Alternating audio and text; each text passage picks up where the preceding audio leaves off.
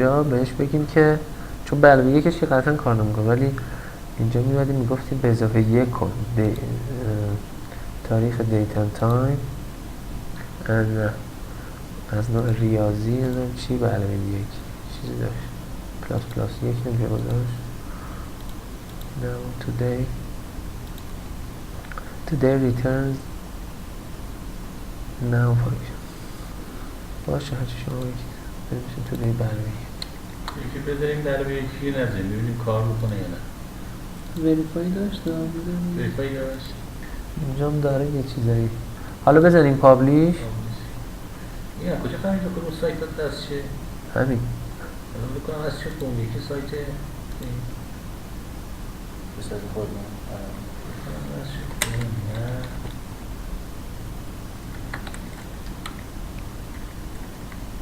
اینجا میپرسه CRN چی؟ پروژه CRN نه CRM نه CRM پروژه SR. خب این فرمه میره یه داکیومنت لایبرری هم برای خودش ایجاد میکنه دیگه که حالا میگه فرم لایبرری باشه، اینیبلش هم با براوزر باشه. حالا بازم چیزو میخواد PR یوزر که باز اینجا من دو تا از اون نفسم تمام یه دفعه. خب بعد میگه که کرییت کنم، میگه بله، میگه اسمش چی بذارم، اسم انگلیسی خوبه باشه که بعد بریم فارسیش کنیم، بعدا میتونیم بریم فارسیش کنیم. مشکل داره نداره. اگه میخوایم از اینا تو ورکفلو تو ادامه کار استفاده بکنیم میاریم تو فرم، مثلا 100 تا باشه 100 تاشو مجبوریم 20 تاشو میاریم، 20 تاشو کار داریم برای اینکه تو دو راهیای ورکفلو ازش استفاده کنیم. مثلا بعد که فرم اینفو پسمون پابلیش شد دیگه میریم سراغ همون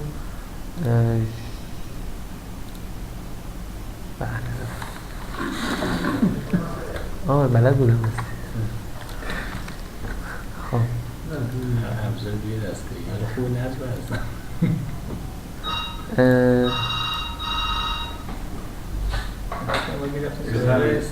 شما سرور باید بکنید جانم جدی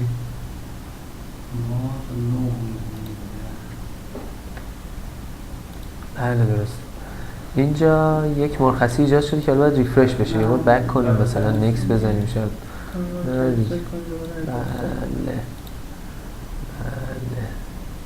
همین رو کپی کنیم پس حالا که اینجور شد یه بار دیگه بزنیم ایمپورت ویزیو ای مرخصی انگلیسی نمیشتم مرخصی دیگه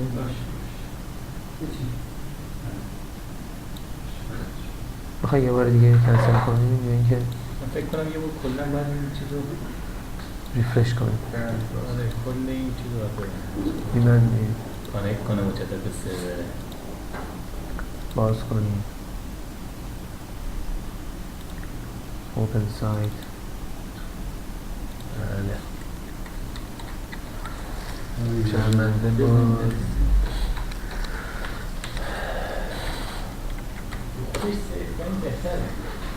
خودش پیار یوزر میگه. بله درست تو خود سرور. خب ورکفلو ایمپورت ویزیو نکست کجا مرخصی نکست فینیش مثلا فینیش چیز دیگه نمیخواد تابع اولشو برای اینکه اینو بسازی گرفت. خب حالا اینجا یه صفحه رو باز میکنه شبیه حالت برنامه نویسیه، یه جور همون ورکفلوه ولی همون حالت ساختار